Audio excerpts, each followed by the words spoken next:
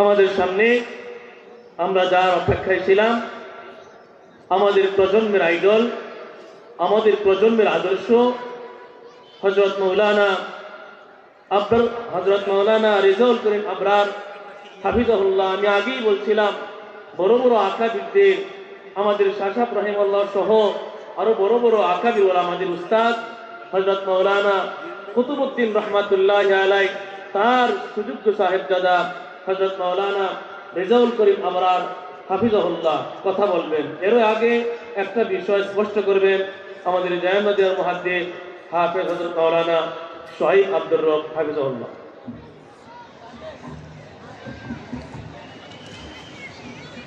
আসসালামু আলাইকুম রহমতুল্লাহ বরকাতুহ। সম্মানিত কিশোরগঞ্জবাসীর কাছে একটা কৈফিয়তমূলক বক্তব্য। আমাদের প্রচারপত্রে এবং মাইকিংয়ের মাধ্যমে আপনাদেরকে ঘোষণা দেওয়া হয়েছিল যে এই মাহফিল ধন্য হবে আমাদের বর্তমান অন্তর্বর্তীকালীন সরকারের মাননীয় ধর্ম উপদেষ্টা ডক্টর হযরত মাওলানা আফম খালেদ দামাত বারাকাতুহুল আলিয়া, ওনার উপস্থিতিতে উনি কথা বলবেন এবং ওনার জন্য শিডিউল নির্ধারণ করে রাখা হয়েছিল। দুঃখজনকভাবে, যদিও হজরত নিজ থেকেই খুব অত্যন্ত আগ্রহ ভরে জামিয়া এমদাদিয়ার দাওয়াতটি উনি রেখেছিলেন, কারণ তিনি বর্তমান যে অবস্থায় আছেন সেই অবস্থায় পৌঁছারও অনেক আগে থেকেই জামিয়ার সাথে একত্র হচ্ছে ওনার নারীর একটা সম্পর্ক রয়েছে। ওনার শ্বশুর যে ছিলেন মাওলানা সিদ্দিক আহমদ সাহেব, উনি হযরত মাওলানা আতালী রহমতুল্লাহ আলাইহি বানী জামিয়া, ওনার যে পার্টি ছিল নিজাম ইসলাম পার্টি, সেই পার্টির উনি ছিলেন, উনি পার্টির পক্ষ থেকে মন্ত্রীও ছিলেন। সেই সূত্রে জামিয়ার সাথে আলাদা একটা নারীর টান রয়েছে। পাশাপাশি উনি আল জামিয়াতুল ইমদাদিয়া কিশোরগঞ্জের মজলিস শুরার অত্যন্ত স্বনামধন্য একজন সদস্য। সেই হিসাবে ওনার কাছে যখন আমাদের জামিয়া এমদাদিয়ার মাননীয় প্রিন্সিপাল মহোদয় ঢাকায় যে আমাদের জামিয়া এমদাদিয়া শাইখুল হাদিস ঐতিহাসিক শহীদ মসজিদের খতিব আমাদের উস্তাদ হযরত মাওলানা শরীফুর রহমান জালালাবাদী সাহেব হুজুরকে আল্লামা আতালী রহমাতুল্লাহি আলাইহির জীবন কর্ম অবদান যে বইটি নতুন আঙ্গিকে, নতুন মুরকে, নতুনভাবে ঢেলে সাজিয়েছেন, সেটার পাঠ উন্মোচন, মুরক উন্মোচন অনুষ্ঠানের জন্য দাওয়াত নিয়ে যাওয়া হয়েছিল মাননীয় ধর্ম উপদেষ্টার কাছে। ওই ঢাকার অনুষ্ঠানের চেয়েও ওনার আগ্রহ ছিল জামিয়া এমদাদিয়ার এই বাৎসরিক এই অনুষ্ঠানের প্রতি, যার ফলে খুব সানন্দ চিত্তে অত্যন্ত সাগ্রহে উনি এই দাওয়াতটি কবুল করেছিলেন এবং কিভাবে আসবেন, কোথায় থাকবেন, সব প্ল্যান পরিকল্পনা এক জায়গায় বসে উনি নিজেই করেছিলেন এবং আমাদেরকে সেভাবেই উনি শিডিউল দিয়েছিলেন। ওনার আজকে আর একটা গতকাল রাত্রে মাহফিল ছিল চট্টগ্রামে, উনি সেখান থেকে কিভাবে আসবেন, এসে সার্কিট হাউসে থাকবেন নাকি দিনে দিনে চলে আসবেন, এভাবে রাস্তাঘাট ঠিক করে একবারে সব কিছু ওনার পক্ষ থেকে ওনার জায়গায় সামনে বসে সব ঠিকঠাক করে উনি শিডিউল নির্ধারণ করেছিলেন। কিন্তু কদ্দারাল্লাহু ওয়া মা শাআ ফাআল, আল্লাহ রাব্বুল আলামিনের ফয়সালাই হচ্ছে শিরোধার্য সবচেয়ে। মানুষ অনেক কিছুই চায় কিন্তু কিছুই হয় না, আল্লাহ পাক জানা চান। তো সেই সূত্রে আল্লাহ হঠাৎ করেই আমাদের এই মাননীয় ধর্ম উপদেষ্টার দেশের বাহিরে ইউরোপে একটি সফর, রাষ্ট্রীয় একটি সফরের শিডিউল পড়ে যায়। রাষ্ট্রের ডাকে রাষ্ট্রীয় দায়িত্ব পালনের জন্য উনি একান্ত অনন্যপায় হয়ে বাধ্য হয়ে আমাদের আজকের এই প্রোগ্রামের শিডিউলটি উনি আসতে উপস্থিত হতে অপারগতা প্রকাশ করেছেন। উনি নিজে থেকেই রিং করেছেন, কথা বলেছেন আমাদের মাননীয় প্রিন্সিপাল মহোদয়ের সাথে এবং দুঃখ প্রকাশ করেছেন সবার কাছেই, বিশেষ করে কিশোরগঞ্জবাসীর প্রতি ওনার দুঃখ করেছেন, অপারগতা প্রকাশ করেছেন, দুঃখ প্রকাশ করেছেন। পাশাপাশি জামিয়া এমদাদিয়ার যে মজলিসে শুরার যে হবে অনুষ্ঠান হবে, শুরার যে বৈঠক অনুষ্ঠিত হবে, সেখানে উনি উপস্থিত হবেন বলে আমাদেরকে নিশ্চয়তা দিয়েছেন। সেই হিসাবে ওনার পক্ষ থেকে এবং আজকের এই মাহফিলের আয়োজক আল জামিয়াতুল ইমদাদিয়া কিশোরগঞ্জের আপামর উলামা ইকরামের পক্ষ থেকে আমরা কিশোরগঞ্জবাসীর কাছে অপারগতা দুঃখ প্রকাশ করতেছি। যেহেতু অনাকাঙ্ক্ষিতভাবে একটা শিডিউল মিস হয়েছে, আবার ওনার নাম পাবলিশ হয়েছে, সেজন্য আপনারা বিষয়টিকে ক্ষমা সুন্দর দৃষ্টিতে ছাড়ের মনোভাব নিয়ে দেখবেন, সেই প্রত্যাশা আপনাদের সকলের কাছে আমরা ব্যক্ত করছি। এ পর্যায়ে আমরা আপনাদের সামনে আলোচনা করার জন্য বিশেষভাবে অনুরোধ জানাবো বর্তমান প্রজন্মের অত্যন্ত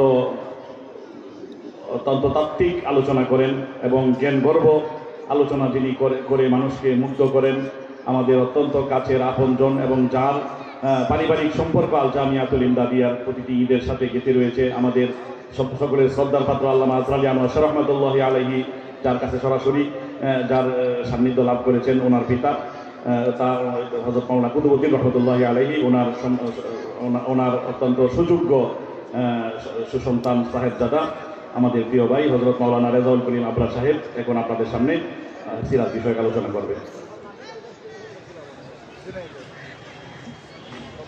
আমরা স্বেচ্ছাসেবক যারা আছি, পাশে যারা দাঁড়িয়ে আছে, সবাইকে সম্মানের সহিত বসায় দিই, সবাইকে একরামের সহিত বসায় দিই। যারা এখনো আশপাশ ঘোরাফেরা করছি, প্যান্ডেলের ভিতরে চলে আসে। আসসালামু আলাইকুম ওয়া রাহমাতুল্লাহি ওয়া বারাকাতুহু। আলহামদুলিল্লাহ রাব্বিল আলামিন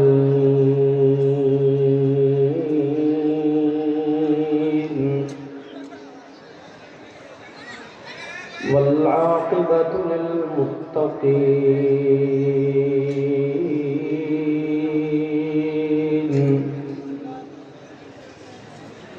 والصلاة والسلام على أشرف الأنبياء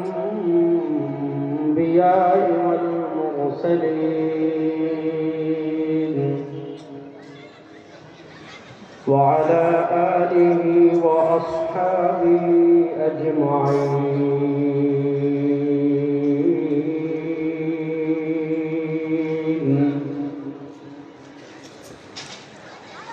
أما بعد فأعوذ بالله من الشيطان الرجيم.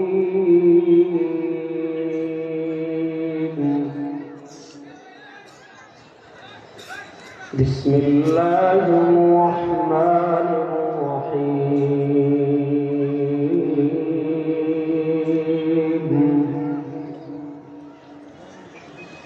قل إن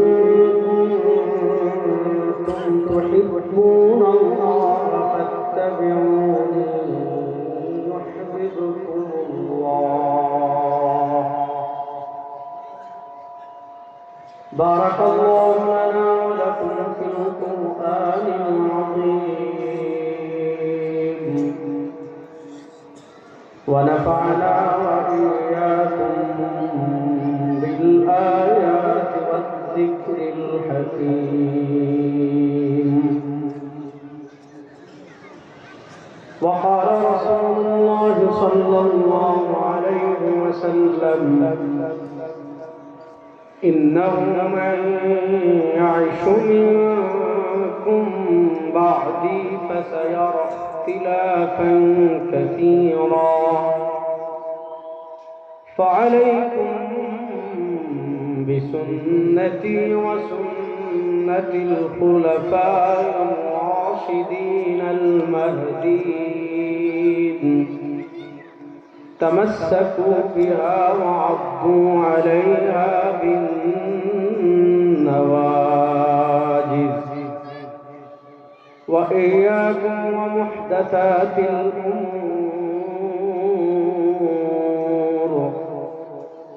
فإن كل محدثة بدعة وكل بدعة ضلالة وكل ضلالة في النار أو كما قال عليه الصلاة والسلام.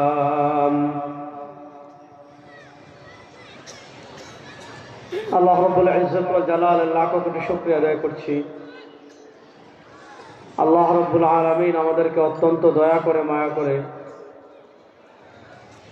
বাংলাদেশের ঐতিহ্যবাহী দ্বীন বিদ্যাপীঠ মুজাহিদ মিল্লাত আল্লামা আতাহা আলাইহি নব্বরাল্লাহু মারকাদাহুর স্মৃতি বিজড়িত আল জামিআতুল ইমদাদিয়া কিশোরগঞ্জের 2 দিন ব্যাপী সিরাতুন নবী সাল্লাল্লাহু আলাইহি ওয়াসাল্লাম মাহফিলের দ্বিতীয় দিনের মাগরিবের নামাজের পর আল্লাহ রাব্বুল ইজ্জত ওয়াল জালাল আমাদেরকে দুনিয়ার সকল কাজ থেকে ফারিগ করে আল্লাহ তাআলা আমাদেরকে এই জান্নাতের বাগানে আসার, বসার, কথা বলার, কথা শোনার তৌফিক দান করেছেন। আমরা সবাই একবার আল্লাহ রাব্বুল ইজ্জত ওয়াল জালালের দরবারে মন প্রাণ উজাড় করে উচ্চ আওয়াজ একবার কালেমাতুশ শুকর আদায় করি, আলহামদুলিল্লাহ। কিপটামি করবেন না, সবাই উচ্চ আওয়াজ একবার পড়েন আলহামদুলিল্লাহ।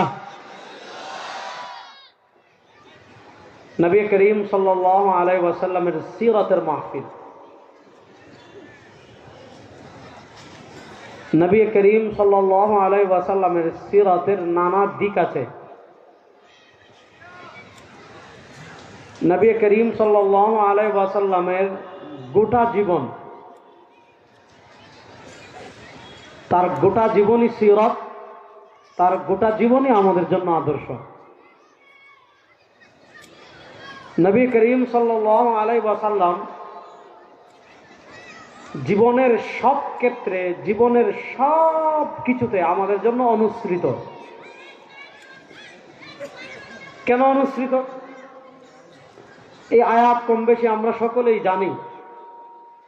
আল্লাহ তাআলা পবিত্র কোরআনে বলেছেন, লাকাদ কানা লাকুম ফি রাসূলিল্লাহি উসওয়াতুন হাসানাহ।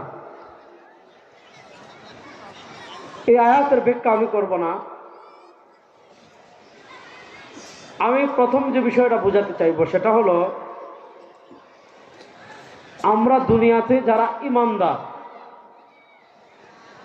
দুনিয়াতে আমরা যারা নিজেদেরকে মুসলিম দাবি করি, মুসলিম কমিউনিটির সদস্য বলে পরিচয় দেই, ঈমানদার দাবি করি, আমরা সকলেই একথা বিশ্বাস করি, এটা আমাদের আকীদা, এটা আমাদের ঈমানের গুরুত্বপূর্ণ আযা আরকান তাওহীদ। অর্থাৎ আমরা বিশ্বাস করি আমাদের রব একমাত্র আল্লাহ। বলেন, আমরা বিশ্বাস করি আমাদের রব একমাত্র, বলেন না, জোরে বলেন, আমরা বিশ্বাস করি আমাদের রব একমাত্র আল্লাহ। দেখেন, একটা হলো আল্লাহর অস্তিত্বের স্বীকার। অস্তিত্বের স্বীকার কখনো তাওহীদ না। মনোযোগ। আল্লাহ তাআলা মক্কার কাফেরদের, কিছু কাফেরদের চরিত্র কোরআনে বর্ণনা করেছেন। আল্লাহ তাআলা বলেছেন, আপনি যদি তাদেরকে জিজ্ঞাসা করেন, ওয়ালা ইন সাআলতাহুম মান খালাকাস সামাওয়াতি ওয়াল আরদ ওয়া সাখখারা আশ-শামসা ওয়াল কমর, হাবিব আপনি যদি জিজ্ঞাসা করেন ওই যারা আপনার দিন মিটিয়ে দিতে চায়, আপনার ইসলাম মিটিয়ে দিতে চায়, আপনার শরিয়া মিটিয়ে দিতে চায়, আপনার কোরআন মিটিয়ে দিতে চায়, আপনার আমি তো ধর্ম, আপনার উপর আল্লাহর পক্ষ থেকে যে ধর্ম এসেছে সেই ধর্মকে যারা মিটিয়ে দিতে চায়, তাদেরকে যদি আপনি জিজ্ঞাসা করেন মান খালাকাস সামাওয়াতি ওয়াল আরদ, এই সুবিশাল জমিন, সুবিস্তৃত জমিন, আসমান কে সৃষ্টি করেছেন? আয়াতের দুটা ব্যাখ্যা করেছেন মুফাসসিরিনে কেরাম। কেউ বলেছেন যে এই আয়াতে আল্লাহ কিছু মক্কার কাফেরদের কথা বলেছেন, আবার কেউ বলেছেন তারা আংশিক এটা বিশ্বাস করতো, পুরাপুরি না। এটা লম্বা তাফসিল আছে তাওহীদের রুবুবিয়ত নিয়ে, সে আলোচনা আমি যাচ্ছি না। শুধু এতটুকু বুঝাই, আল্লাহ তাআলা বলেছেন যদি তাদেরকে জিজ্ঞাসা করা হয় মান খালাকাস সামাওয়াত, আসমান সমূহ কে সৃষ্টি করেছেন, তাদেরকে জিজ্ঞাসা করা হয় ওয়াল আরদ, বলেন তো জমিন কে সৃষ্টি করেছেন, লা ইয়াকুলুন্না আল্লাহ, তারাও বলবে আসমান লাত মূর্তি সৃষ্টি করে নাই, তারাও বলবে আসমান মানাত মূর্তি সৃষ্টি করে নাই, তারাও বলবে আসমান হুবাল মূর্তি সৃষ্টি করে নাই, তারাও বলবে আসমান উজ্জা মূর্তি সৃষ্টি করে নাই, তারাও বলবে আসমান চন্দ্র সৃষ্টি করে নাই, সূর্য সৃষ্টি করে নাই, দুর্গা সৃষ্টি করে নাই, কোন মূর্তি সৃষ্টি করে নাই, কোন নেতা সৃষ্টি করে নাই, আগুন সৃষ্টি করে নাই। লা ইয়াকুলুন্না আল্লাহ, তারাও বলবে আসমান সৃষ্টি করেছেন কে? জোরে বলেন। তারাও বলবে আসমান সৃষ্টি করেছেন কে? আল্লাহ। এই যে তারা স্বীকারোক্তি দিল, এটার নাম তাওহীদ না, জীবনেও না। দেখেন, আমরা যখন দুনিয়াতে বিপদে পড়ি, চূড়ান্ত বিপদে, আমরা যখন দেখি যে আর কেউ আমাদেরকে উদ্ধার করতে পারবে না, আর বাঁচানেওয়ালা কেউ নাই, আর উদ্ধার করনেওয়ালা কেউ নাই, আর সহযোগিতা করনেওয়ালা কেউ নাই, আর আমাকে মুসিবত থেকে উদ্ধার করনেওয়ালা আর কোনো জাত নাই, কোনো সত্তা নাই, কেউ পারবে না। আমরা যখন দুনিয়া থেকে চূড়ান্ত হতাশ হয়ে যাই, আমরা যখন সব দিক থেকে একেবারে হতাশা হয়ে যাই, আমরা যখন সব দিক থেকে একেবারে উদাসীন হয়ে যাই, আমরা তখন ডাকি একমাত্র কাকে? আল্লাহকে। দেখেন আল্লাহ তাআলা কোরআনুল কারীমে কাফেরদের কথা বলেছেন, কি সুন্দর করে বলেছেন দেখেন। وَإِذَا غَشِيَهُم مَّوْجٌ كَالظُّلَلِ دَعَوُا اللَّهَ مُخْلِصِينَ لَهُ الدِّينَ। আল্লাহ তাআলা বড় সুন্দর করে বলেছেন, وَإِذَا مَسَّكُمُ الضُّرُّ فِي الْبَحْرِ ضَلَّ مَن تَدْعُونَ إِلَّا إِيَّاهُ।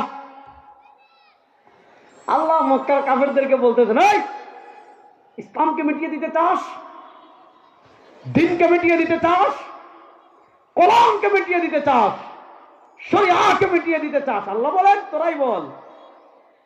ওয়াইদা মাসসাকুমুজ যুররু ফিল বাহর, যখন তোমাদেরকে মুসিবত স্পর্শ করে সমুদ্রে, কেমন মুসিবত স্পর্শ করে?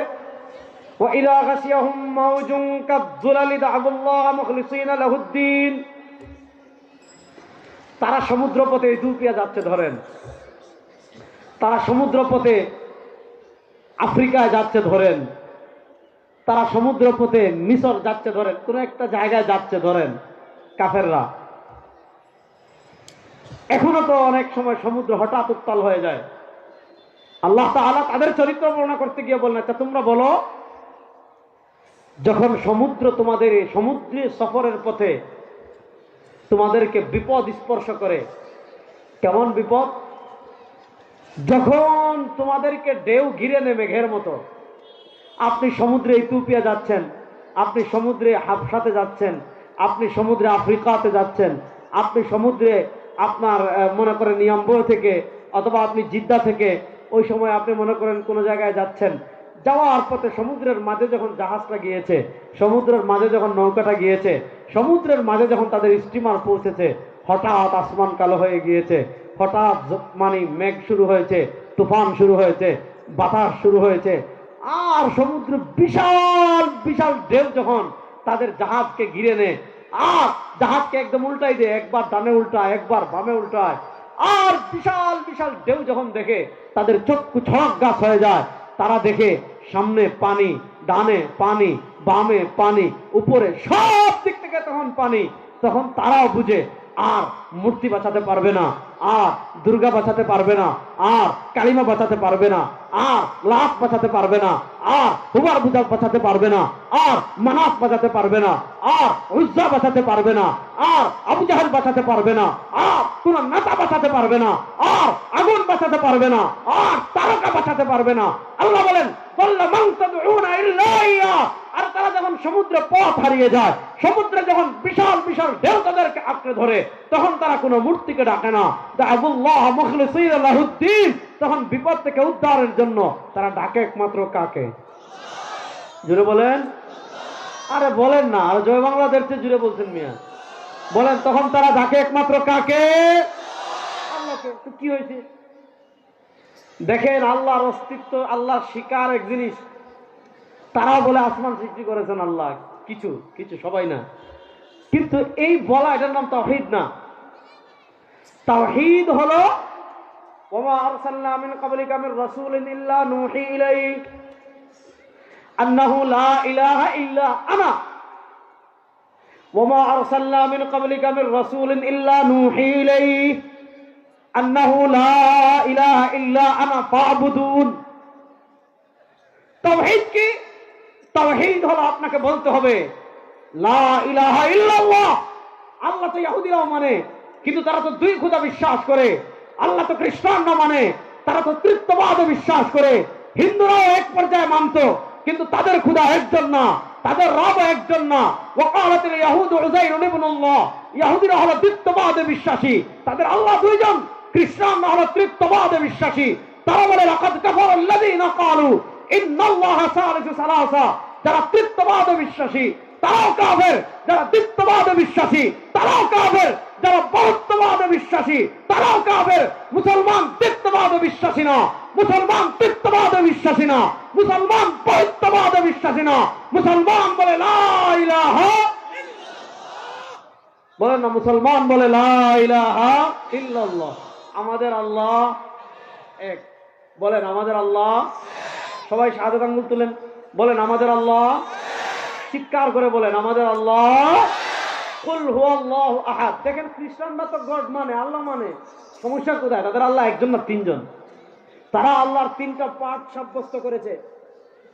আল্লাহর ছেলে বানিয়েছে ঈসাকে, আল্লাহর স্ত্রী বানিয়েছে মারিয়ামকে, খ্রিস্টানরা আল্লাহর ছেলে বানিয়েছে উজায়েরকে, হিন্দুরা তো আল্লাহর অংশীদার বানিয়েছে শুধু ভারতে 33 কোটি। আমরা দ্বিত্ববাদ মানি না, তৃত্ববাদ মানি না, বহুত্ববাদ মানি না। আমাদের পরিচয় আমরা একত্ববাদী। আমরা সব সময় বলি লা ইলাহা ইল্লাল্লাহ। বলেন লা ইলাহা ইল্লাল্লাহ। আকীদা বিশ্বাস ক্লিয়ার রাখবেন। আকীদা ভেজাল করলে আমলের কোনো দাম নাই আল্লাহর কাছে। আপনার আমল কবুল হতে হলে তো আকীদা আহলুস সুন্নাহ ওয়াল জামাতের মাপকাঠিতে সঠিক হতে হবে। যদি আহলুস সুন্নাহ ওয়াল জামাতের আকীদার মাপকাঠিতে আপনার আকীদা বিশ্বাস ঠিক না থাকে, আমি বলি আপনার নামাজ, রোজা, হজ, যাকাত এগুলো আপনার নাজাতের কারণ হবে না। আর 73 দল যারা 72 দল জাহান্নামে যাবে, তারা তো নামাজ পড়ে, রোজা রাখে, হজ করে, যাকাত দেয়, ওয়াজ করে, সব করে, কিন্তু তারপর তারা জাহান্নামে প্রথম যাবে কেন? আকীদা বিশ্বাস ঠিক না। আর আজকে আমরা সবচেয়ে সস্তা বানিয়েছি আকীদাকে। আকীদাকে আমরা গুরুত্বপূর্ণ কিছুই মনেই করি না। আল্লাহ তাআলা আমাদেরকে হেদায়েত দান করুন। আল্লাহ তাআলা আমাদেরকে সঠিক পথে চলার তৌফিক দান করুন। এবার আসেন, আমি যে পয়েন্টটা বুঝাতে চেয়েছিলাম এটা আগে বুঝাই। আমরা যারা ঈমানদার, আমরা তো বিশ্বাস করি আমাদের রব আল্লাহ। আমরা বিশ্বাস করি আমাদের রব, আর আসতে বলেন, আমরা বিশ্বাস করি আমাদের রব, বলেন আমরা বিশ্বাস করি আমাদের রব। আমরা বিশ্বাস করি সার্বভৌমত্বের মালিককে। এই জমিন সৃষ্টি করেছেন কে? আল্লাহুল্লাযী খালাকাকুম। আল্লাহ সৃষ্টি করলেন, আল্লাহ রিজিক দিলেন, আল্লাহ মৃত্যু দিবেন। সুম্মা ইউহয়িকুম। মৃত্যুর পর আল্লাহ আবার পুনরায় জীবিত করবেন। আল্লাহ বলেন, তোমরা যারা আল্লাহর সাথে শিরিক করো, হাল মিন শুরাকাইকুম মান ইয়াফআলু যালিক। তোমরা যারা আল্লাহর সাথে শিরিক করো, তোমরা মূর্তি দিয়ে যদি শিরিক করো, নেতা দিয়ে যদি শিরিক করো, তারকা দিয়ে যদি শিরিক করো, সূর্য দিয়ে যদি শিরিক করো, কালিমা দিয়ে যদি, কালিমা মানে কালিমাতা হিন্দুদের কালী মূর্তি দিয়ে যদি শিরিক করো, দুর্গা মূর্তি দিয়ে যদি শিরিক করো, বলো হাল মিন শুরাকাইকুম মান ইয়াফআলু যালিক। কোন মূর্তি কোনো কিছু সৃষ্টি করতে পারবে? আর আসতে বলেন, কোন মূর্তি আপনাকে রিজিক দিতে পারবে? কোন মূর্তি মৃত্যু দিতে পারবে? কোন মূর্তি মৃত্যুর পর আবার পুনরায় জীবন দিতে পারবে? এই সব কিছু করেন একমাত্র কে? তাহলে এই সব কিছু যদি আল্লাহই করেন, তাহলে আমাদের রব একমাত্র আল্লাহ। আমরা বিশ্বাস করি আমাদের আকীদা রব আল্লাহ। আমাদের আকীদা যেমন রব আল্লাহ, তেমন ভাবে আকীদা একদম ক্লিয়ার রাখবেন। আকীদায় কোনো ভেজাল রাখবেন না। যেমন বিশ্বাস করেন রব আমাদের আল্লাহ, যেমন বিশ্বাস করেন রিজিক দাতা আল্লাহ, যেমন বিশ্বাস করেন বাঁচিয়ে রেখেছেন আল্লাহ, যেমন বিশ্বাস করেন, আর যেমন বিশ্বাস করেন মৃত্যু দিবেন আল্লাহ, যেমন বিশ্বাস করেন মৃত্যুর পর আবার পুনরায় জীবিত করবেন আল্লাহ, তেমন আকীদা রাখতে হবে। সার্বভৌমত্ব কারো বাপের হতে পারে না, সার্বভৌমত্ব কারো নেতার হতে পারে না, সার্বভৌমত্বের মালিক কোনো মানুষ হতে পারে না। আমাদের আকীদা 100 সার্বভৌমত্বের মালিক একমাত্র আল্লাহ। বলেন সার্বভৌমত্বের মালিক একমাত্র। এবার আরেকটা আকীদা বুঝেন, সার্বভৌমত্বের মালিক যদি আল্লাহ হন, মনোযোগ, আমরা বিশ্বাস করি রব আল্লাহ। রব যেহেতু আল্লাহ, সার্বভৌমত্বের মালিক আল্লাহ। এবার বলেন সার্বভৌমত্বের মালিক যদি আল্লাহ হন, আইন চলবে কার? আপনারা কিছু লামাদান হয়ে গেছেন, আল্লাহ আর আসতে বলেন। যদি দলিল লাগে আমার কাছে আইছেন, দলিল দিয়া খবর দিয়া দেবো ইনশাআল্লাহ। বলেন সার্বভৌমত্বের মালিক যদি আল্লাহ হন, তাহলে এই জমিনে আইন চলবে কার? জুড়ে বলেন আইন চলবে কার? এখন আমি রাসূলুল্লাহ সাল্লাল্লাহু আলাইহি ওয়াসাল্লামের সিরাত যে আলোচনাটা পরে করবো, এটা বলার আগে একটা আধুনিক শিরিক বলি। একটা আধুনিক শিরিক দেখাই, ঈমানের বিপরীত শিরিক, তাওহীদের বিপরীত শিরিক, একটা আধুনিক শিরিক দেখে আলোচনা সামনে নিব। মনোযোগ দিয়ে শুনেন। আল্লাহ তাআলা পবিত্র কোরআনে আমাদের পূর্ববর্তী যারা ছিল তাদের আকীদা বর্ণনা করেছেন। কি আকীদা? ইত্তাখাযু আহবারাহুম ওয়া রুহবানাহুম আরবাবাম মিন দুনিল্লাহ। আল্লাহ তাআলা ইহুদিদের চরিত্র বর্ণনা করছেন কোরআনে। ইত্তাখাযু আহবারাহুম ওয়া রুহবানাহুম, ইত্তাখাযু আহবারাহুম ওয়া রুহবানাহুম আরবাবাম মিন দুনিল্লাহ। ইত্তাখাযু মানে ইহুদিরা বানিয়েছে, আহবারাহুম মানে তাদের ধর্মীয় পণ্ডিতদের, ওয়া রুহবানাহুম তাদের পাদ্রী যারা আছে, সন্ন্যাসী যারা আছে, তাদেরকে তারা বানিয়েছে, কি বানিয়েছে? আরবাবান, রব। কাকে বাদ দিয়ে? মিন দুনিল্লাহ, আল্লাহকে বাদ দিয়ে। মনোযোগ দিয়ে বুঝেন, আল্লাহ তাআলা ইহুদিদের চরিত্র বর্ণনা করতে গিয়ে বলেছেন, ইহুদিরা কি করেছে? ইত্তাখাযু আহবারাহুম ওয়া রুহবানাহুম আরবাবাম মিন দুনিল্লাহ। আল্লাহ তাআলা ইহুদিদের চরিত্র বর্ণনা করতে গিয়ে বলেছেন, ইহুদিরা রব বানিয়েছে তাদের গির্জায় যারা থাকে তাদের, তাদের ধর্মীয় উপাসনালয়ে যারা থাকে তাদের, তাদের সন্ন্যাসী যারা আছে তাদের। তারা কেমনে রব বানিয়েছে? কেমনে, কিভাবে রব বানিয়েছে? আল্লাহ তাআলা বলেন আরবাবান, এদেরকে তারা রব বানিয়েছে। কাকে বাদ দিয়ে? মিন দুনিল্লাহ। আগে বলেছে আমাদের আকীদা রব মানুষ হতে পারে না, আমাদের আকীদা রব চন্দ্র হতে পারে না, আমাদের আকীদা রব মূর্তি হতে পারে না, আমাদের আকীদা কারো আব্বা আর আমাদের রব হতে পারে না। আমরা বিশ্বাস করি রব আল্লাহ। আল্লাহ ইহুদিদের কথা বলেন, এরা রব বানিয়ে ফেলেছে ধর্মযাজকদেরকে। ওই যারা চার্চে থাকে, যারা গির্জায় থাকে, যারা মন্দিরে থাকে, যারা উপাসনালয়ে থাকে, যারা তোমার ভ্যাটিকান সিটিতে থাকে, এদেরকে রব বানাইছে। কেমনে? পয়েন্টটা বুঝেন। এই আয়াত যখন নাজিল হয়েছে, হযরত আদী ইবনে হাতিম রাদিয়াল্লাহু তাআলা আনহু নবী করিম সাল্লাল্লাহু আলাইহি ওয়াসাল্লামের কাছে আসলেন। এই আয়াত নাজিল হওয়ার পর হযরত আদী ইবনে হাতিম রাদিয়াল্লাহু তাআলা নবী করিম সাল্লাল্লাহু আলাইহি ওয়াসাল্লামের কাছে আসলেন। নবী করিম সাল্লাল্লাহু আলাইহি ওয়াসাল্লামকে এসে বলেন, ইয়া রাসূলুল্লাহ, এই আয়াতটা তো বুঝলাম না। মানে তিনি যেহেতু আগে ইহুদিদের আলেম ছিলেন, ইয়া রাসূলুল্লাহ, আমরা তো কোনোদিন ধর্ম উপাসনালয়ে যারা থাকে, গির্জা যারা থাকে, চার্চে যারা থাকে, ইয়া রাসূলুল্লাহ, এদেরকে তো জীবনে আমরা সিজদা দেই নাই। যেহেতু আমরা তাদেরকে জীবনে সিজদা দেই নাই, তাদেরকে আমরা কেমনে রব বানাইলাম? অথচ আল্লাহ বলেছেন আমরা এদেরকে রব বানিয়েছি। আমরা তাদের না ইবাদত করেছি, আমরা না তাদেরকে সিজদা দিয়েছি, তাদের পায়ে গিয়ে সিজদাও দেই নাই, তাদের কবরে গিয়েও সিজদা দেই নাই। তাহলে যদি সিজদা না দেই, তাদেরকে রব বানাইলাম কেমনে? ইয়া রাসূলুল্লাহ, আয়াতটা বুঝতেছি না। আল্লাহ নবী বলেন, আমা ইন্নাহুম লাম ইয়াবুদুনাহুম, ঠিক আছে, যদিও তোমরা তাদের ইবাদত করো নাই। আল্লাহ নবী সাল্লাল্লাহু আলাইহি ওয়াসাল্লাম বলেন, মনোযোগ, যদিও তোমরা তাদের ইবাদত করো নাই, যদিও ইহুদিরা তাদের ইবাদত করে নাই, তাদেরকে সিজদা দেয় নাই, কিন্তু কি করেছে? কেমনে তাদেরকে রব বানিয়েছে? ব্যাপারটা বুঝেন। কিন্তু যখন দেখা গিয়েছে আল্লাহ একটা বিধান দিয়েছেন এটা হালাল, ওই ধর্মযাজকরা বলেছে এটা হারাম, আল্লাহ বলেছেন একটা হারাম, ধর্মযাজকরা বিধান পরিবর্তন করে বলেছে হালাল। অর্থাৎ আল্লাহর বিধানকে পরিবর্তন করে ভিন্ন বিধান তারা দিয়েছে। আল্লাহর হালালকে ধর্মযাজকরা হারাম করে দিয়েছে, আল্লাহর হারামকে ধর্মযাজকরা হালাল করে দিয়েছে। এবার একদিকে আল্লাহর বিধান, আরেকদিকে ধর্মযাজকের বিধান, একদিকে আল্লাহর বিধান, আরেকদিকে সন্ন্যাসীর বিধান, একদিকে আল্লাহর বিধান, আরেকদিকে চার্চের বিধান, একদিকে আল্লাহর বিধান, আরেকদিকে গির্জার বিধান, একদিকে আল্লাহর বিধান, আরেকদিকে তাদের ধর্মীয় পণ্ডিতদের বিধান। ইহুদিদের খাসলত কি ছিল? ইহুদিদের চরিত্র কি ছিল? তারা আল্লাহর বিধান বাদ দিয়ে তাদের ধর্মযাজকদের বিধান মেনেছে, তারা আল্লাহর বিধান বাদ দিয়ে তারা তাদের চার্চে যারা থাকে তাদের ধর্ম মেনেছে, আল্লাহর বিধান বাদ দিয়ে তাদের গির্জা যারা ছিল তাদের বিধান তারা মেনেছে। শুনেন, যে বিধান আল্লাহ কোরআনে দিয়ে দিবেন, যে বিধান আল্লাহ ওহীর মাধ্যমে দিয়ে দিবেন, যে বিধান আল্লাহ নবীর মাধ্যমে দিয়ে দিবেন, ওই বিধান পরিবর্তন করার ক্ষমতা দুনিয়ার কারো নাই, কারো নাই, কারো নাই। কথা ক্লিয়ার?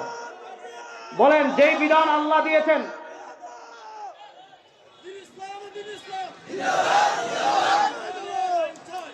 ইনশাআল্লাহ কোরআন আনতে চাইতেই হবে। মাশাআল্লাহ, দুই মুরব্বীর জজবা উঠছে, আল্লাহ কবুল করুক, আল্লাহ নেক হায়াত দান করুক। কথা ভালো করে বুঝেন, আমি যে জিনিসটা বুঝাতে চাচ্ছি, যেই বিধান ক্লিয়ারলি, এগুলো বলতে হবে, ক্লিয়ারলি বলবেন ভাই। যেই বিধান আল্লাহ দিয়েছেন, সেই বিধান যদি আমার সংসদ পরিবর্তন করে, আমি 100 বার মানি না। যেই বিধান আল্লাহ কোরআনে দিয়েছেন, আমার সংবিধান যদি সেই বিধান পরিবর্তন করে, আল্লাহর জাতের কসম করে বলছি, আমার সংবিধান থেকে, আমার দেশ থেকে, আমার আইন থেকে আমার কাছে আল্লাহর কোরআন বড়। কথা ক্লিয়ার বলি। সুতরাং আল্লাহ যে বিধান দিয়েছেন, আল্লাহর কোরআনের আইন পরিবর্তন করার অধিকার দুনিয়ার কোন মানুষ রাখে না। বলেন, আল্লাহর বিধান পরিবর্তন করার অধিকার দুনিয়ার কোন মানুষ রাখে। এখন আপনার আপা বলছে একটা, আল্লাহর কোরআন বলছে আরেকটা। মনোযোগ, আপনার আপা বলছে একটা, আপনার আল্লাহর কোরআন বলেছে আরেকটা। আপনার নেতা বলেছে একটা, আল্লাহর কোরআন বলেছে আরেকটা। আপনার অভিভাবক রাজনৈতিক কথিত গোলাম যারা, ভারতের 5টা গোলাম ছিল যারা, তারা বলেছে একটা, আল্লাহর কোরআন বলেছে একটা। এখন কোরআন থেকে যদি আপনার আপার বিধান আপনার কাছে প্রিয় হয়ে যায়, কোরআন থেকে যদি আপনার নেতার বিধান আপনার কাছে প্রিয় হয়ে যায়, কোরআন থেকে যদি আপনার কথিত দলের বিধান আপনার কাছে প্রিয় হয়ে যায়, কোরআন থেকে যদি ডেমোক্রেসির বিধান আপনার কাছে প্রিয় হয়ে যায়, কোরআন থেকে যদি সেকুলারিজম আপনার কাছে প্রিয় হয়ে যায়, কোরআন থেকে যদি কমিউনিজম আপনার কাছে প্রিয় হয়ে যায়, কোরআন থেকে যদি মানুষের বানানো তন্ত্রমন্ত্র আপনার কাছে প্রিয় হয়ে যায়, কোরআন থেকে যদি ভারতের আইন আপনার কাছে প্রিয় হয়ে যায়, কোরআন থেকে যদি আমেরিকার আইন আপনার কাছে প্রিয় হয়ে যায়, কোরআন থেকে যদি ব্রিটেনের আইন আপনার কাছে প্রিয় হয়ে যায়, আপনার আর ইহুদিদের মধ্যে কোনো পার্থক্য নাই। বলেন, আপনার আর ইহুদিদের মধ্যে কোনো পার্থক্য নাই। দেখেন, আল্লামা জাহিদ কাউসারী রাহিমাহুল্লাহ, আমরা সবাই তার নাম শুনেছি ছাত্ররা। জাহিদ কাউসারী রাহিমাহুল্লাহর একটা বই আছে, তার ছোট্ট ছোট্ট মাকালা জমা করা হয়েছে, মাকালাতুল কাউসারী। আল্লামা জাহিদ কাউসারী রাহিমাহুল্লাহ হলেন আমাদের বর্তমান বাংলাদেশের জাতীয় মসজিদের যিনি খতিব, আল্লামা আব্দুল মালিক হাফিজাহুল্লাহ। তার উস্তাদ হলেন শেখ আব্দুল ফাত্তাহ আবু গুদ্দা রাহিমাহুল্লাহ। শেখ আব্দুল ফাত্তাহ আবু গুদ্দা রাহিমাহুল্লাহর উস্তাদ হলেন আল্লামা জাহিদ কাউসারী রাহিমাহুল্লাহ। 1371 হিজরিতে তিনি ইন্তেকাল করেছেন, দিমাশকে থাকতেন। কাউসারী রাহিমাহুল্লাহ বিভিন্ন মাকালা জমা করা হয়েছে, বিভিন্ন গুরুত্বপূর্ণ ছোট ছোট মাকালাগুলো একত্রিত করে বই আকারে ছাপানো হয়েছে, মাকালাতুল কাউসারী। মাকালাতুল কাউসারী 268 নম্বর পৃষ্ঠায় 3 পৃষ্ঠার মাত্র একটা ছোট্ট মাকালা আছে। পৃষ্ঠার সংখ্যা যদিও অনেক কম, কিন্তু এই মাকালার ওজন অনেক বেশি। এই মাকালা অনেক গুরুত্বপূর্ণ, বিশেষ করে মুসলমানদের ওই পতিত চিন্তা। আমি হাকিমুল উম্মত আশরাফ আলী থানভীর রেফারেন্সের কথাটা পরে বলবো, আগে এই কথাটা বুঝেন। আল্লামা কাউসারী রাহিমাহুল্লাহ তার মাকালাতুল কাউসারীতে একটা মাকালা লিখেছেন। মাকালার নাম হলো হুকম মুহাওয়ালাতি ফাসলি দ্বীন আনিদ দাওলা। খুব মনোযোগ, যুবকরা ভালো করে বুঝবা, আজকে যুবকদের ওয়াজ করতেছি। মাকালার নাম হলো হুকম মুহাওয়ালাতি ফাসলি দ্বীন আনিদ দাওলা। দিনকে দাওলা থেকে আলাদা করার বিধান, ধর্মকে রাষ্ট্র থেকে আলাদা করার বিধান। দেখেন, ধর্ম রাষ্ট্র, এই ধর্ম এক জিনিস, রাষ্ট্র আরেক জিনিস। এখন হুকম মুহাওয়ালাতি ফাসলি দ্বীনি আনিদ দাওলা, যদি ধর্মকে কেউ রাষ্ট্র থেকে আলাদা করে ফেলে, অর্থাৎ রাষ্ট্র রাষ্ট্রের মতো থাকবে, ধর্ম ধর্মের মতো থাকবে, এর বিধান কি? বিধান কি এটা আমি পরে বলবো। এর আগে আরেকটা জিনিস বলি। হাকিমুল উম্মাত মুজাদ্দিদে দ্বীন ও মিল্লাত আল্লামা আশরাফ আলী থানভী রাহিমাহুল্লাহ, আমাদের আল্লামা আতার আলী রাহিমাহুল্লাহ যিনি পীর ছিলেন, আল্লামা আতার আলী রাহিমাহুল্লাহ যিনি পীর ছিলেন হাকিমুল উম্মাত আশরাফ আলী থানভী রাহিমাহুল্লাহ, ওনার রাজনৈতিক চিন্তা ভাবনা নিয়ে বর্তমান পৃথিবীর সবচেয়ে বড় আলেমদের একজন শেখুল ইসলাম জাস্টিস মুফতি মোহাম্মদ তাকে উসমানী হাফিজাহুল্লাহ একটা ছোট্ট রিসালা লিখেছেন, হাকিমুল উম্মত কে সিয়াসি আফকার। হাকিমুল উম্মত কে সিয়াসি আফকার। হাকিমুল উম্মত রাহিমাহুল্লাহ রাজনৈতিক চিন্তাধারা বা রাজনৈতিক দৃষ্টিভঙ্গি। এই কিতাবের ভূমিকায় হযরত শেখুল ইসলাম জাস্টিস মুফতি মোহাম্মদ তাকে উসমানী হাফিজাহুল্লাহ শুরুতে একটা কথা বলেছেন। কি কথা জানেন? যে আপনি আশরাফ আলী থানভী রাহিমাহুল্লাহ হয়তো খুব বিলাসিতাপূর্ণ, মানে ইলমের জাকাত, মানে খুব উচ্চাঙ্গের গবেষণা, যেগুলো সাধারণ মানুষের খুব একটা কাজে লাগে না, প্রচুর ইলম আছে। এখন ইলমের জাকাত স্বরূপ উচ্চাঙ্গের গবেষণা, যেগুলো থিসিসে লাগে, বড় বড় গবেষণায় লাগে, থানভী রাহিমাহুল্লাহ হয়তো আপনি এমন বিশাল কোনো থিসিস পাবেন না, বিশাল কোনো গবেষণা পাবেন না। কিন্তু থানভী রাহিমাহুল্লাহর সবচেয়ে বড় বৈশিষ্ট্য কোনটা? তাকে উসমানী সাহেব লিখেছেন, এই উপমহাদেশের মুসলমানদের এমন কোনো সংকট নাই। এই উপমহাদেশের মুসলমানদের রাজনৈতিক সংকট বলেন, অর্থনৈতিক সংকট বলেন, আকীদাগত সংকট বলেন, মাসলাকগত সংকট বলেন, আমলগত সংকট বলেন, এই উপমহাদেশের মুসলমানরা যত সংকটের সম্মুখীন হয়েছে, যত সংকটের সম্মুখীন হচ্ছে, যত সংকটের সম্মুখীন হবে, সব সংকটের নিরসনের ক্ষেত্রে থানভী রাহিমাহুল্লাহ এত একটা আজীব শখসিয়ত ছিলেন যে তার কিতাবে এই সংকটের কোনো না কোনো সমাধান আপনি পেয়ে যাবেন। দেখেন, হাকিমুল উম্মত আল্লামা আশরাফ আলী থানভী রাহিমাহুল্লাহ তিনি রাজনৈতিক দুইটা দৃষ্টিভঙ্গি দেখিয়েছেন। একটা দৃষ্টিভঙ্গি যেটা খ্রিস্টানদের থেকে এসেছে, আর ওই দৃষ্টিভঙ্গি খণ্ডন করতে গিয়ে, খুব মনোযোগ দিয়ে কথা বুঝবেন, ওই দৃষ্টিভঙ্গি খণ্ডন করতে গিয়ে মুসলমানদের ভিতর আরেকটা উগ্রবাদী চিন্তা গড়ে উঠেছে। একটা হলো ইহুদি খ্রিস্টানদের থেকে আমদানিকৃত, যেটার সাথে মুসলমানদের সম্পর্ক নেই। আবার ওইটাকে খণ্ডন করতে গিয়ে শরিয়াকে ওভারটেক করে বাড়াবাড়ি, ওইটার সাথেও আমাদের সম্পর্ক নেই। মধ্যম পন্থা কোনটা সেটা পরে বুঝবো। আগে থানবী রাহিমাহুল্লাহ যে চিন্তাটা প্রথমে বুঝিয়েছেন ওইটা বুঝান, যে তিনি বলেছেন খ্রিস্টান রাজ্য যেগুলো ছিল, খ্রিস্টান রাজ্যগুলো তাদের ধর্ম দ্বারা, খ্রিস্টান রাজ্যগুলো তাদের ধর্ম দ্বারা পরিচালিত হয়েছে খুবই কম, একদম কম সময়। খ্রিস্টান রাজ্যগুলো পরিচালিত হতো কিভাবে? খ্রিস্টান রাজ্য পরিচালনার মৌলিক স্লোগানই ছিল, আপনি থানবী রাহিমাহুল্লাহ রাসাই এই বইয়ে পাবেন, যে বইয়ে রেফারেন্স দিলাম। খ্রিস্টান রাজ্য পরিচালনার মৌলিক স্লোগান ছিল কায়সার কায়সার, গির্জা গির্জা। মনোযোগ, খ্রিস্টান রাজ্য পরিচালনার মৌলিক স্লোগান ছিল কায়সার কায়সার, গির্জা গির্জা। গির্জা মানে কি? গির্জা মানে ধর্মীয় উপাসনালয়, যেখানে তারা, আমাদের যেমন মসজিদ, তাদের হলো গির্জা। তো তাদের রাষ্ট্র পরিচালনার একটা মৌলিক মূলনীতি ছিল গির্জা গির্জা, কায়সার কায়সার, মানে রাষ্ট্র রাষ্ট্রের মতো থাকবে, গির্জা গির্জার মতো থাকবে। আপনি ধর্ম পালন করতে চাচ্ছেন, গির্জায় যান। আপনি তাদের ধর্মীয় কিতাব মানতে চাচ্ছেন, গির্জায় যান। আপনি ধর্মের অনুশাসন মানতে চাচ্ছেন, গির্জায় যান। আপনি ধর্মের বিধানাবলী পালন করতে চাচ্ছেন, গির্জায় যান। অর্থাৎ আপনার ধর্ম যত পালন করতে হয়, আপনার ধর্ম যত অনুশীলন করতে হয়, তারা আপনাকে শিখাবে। ধর্ম পালন করতে হলে গির্জায় যান। অর্থাৎ রাষ্ট্র থেকে গির্জাকে তারা একেবারে আলাদা করে দিয়েছে। গির্জা গির্জার মতো থাকবে, কায়সার কায়সারের মতো থাকবে, রাষ্ট্র রাষ্ট্রের মতো থাকবে। রাষ্ট্রের সংবিধান কি হবে? গির্জা মাথা কামাবে না। রাষ্ট্রের আইন কি হবে? গির্জা মাথা কামাবে না। রাষ্ট্রের অর্থনীতি কি হবে? গির্জা মাথা কামাবে না। রাষ্ট্রের বিচার ব্যবস্থা কি হবে? গির্জা মাথা কামাবে না। রাষ্ট্রের ব্যবসায়িক পলিসি কি হবে? গির্জা মাথা কামাবে না। রাষ্ট্রের পররাষ্ট্রনীতি কি হবে? গির্জা মাথা কামাবে না। রাষ্ট্রের সংবিধান কি হবে? গির্জা মাথা কামাবে না। রাষ্ট্র কার সাথে যুদ্ধ করবে? গির্জা মাথা কামাবে না। রাষ্ট্র কার সাথে সন্ধি করবে? গির্জা মাথা কামাবে না। অর্থাৎ খ্রিস্টানরা তাদের ধর্মকে রাষ্ট্র থেকে একেবারে আলাদা করে দিয়েছে। বলতে সমাজ ধর্ম সব গির্জায়, রাষ্ট্রের কোনো ধর্ম থাকবে না, রাষ্ট্রের কোনো কাজে ধর্মের ছায়া থাকবে না, রাষ্ট্রের কোনো বিষয় ধর্ম দিয়ে পরিচালিত হবে না। তুমি ধর্ম পালন করতে চাও, ইতালিতে একটা ছোট্ট দেশ আছে, ভ্যাটিকান সিটিতে যাও, দেখবেন সব পাদ্রীরা থাকে ভ্যাটিকান সিটিতে, ওখানে ধর্ম পালন করেন, রাষ্ট্রের ধর্ম নাই।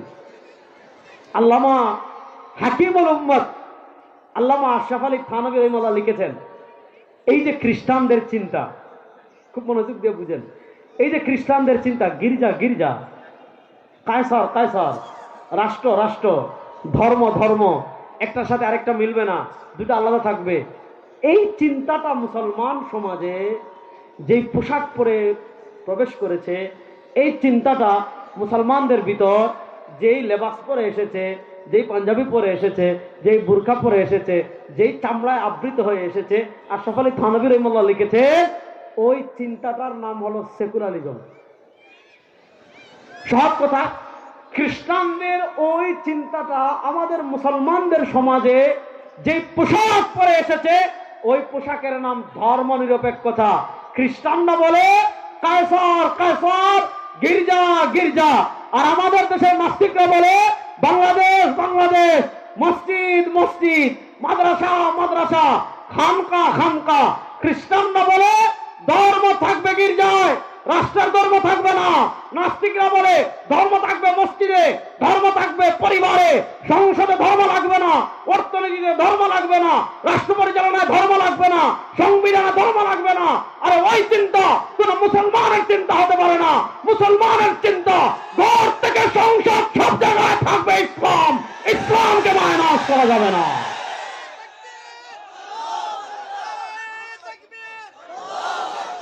কথা ভালো করে বুঝেন, কথা খুব ভালো করে বুঝেন। ধর্ম নিরপেক্ষতা কিভাবে এসেছে থানভী রাহিমাহুল্লাহ দেখিয়েছেন।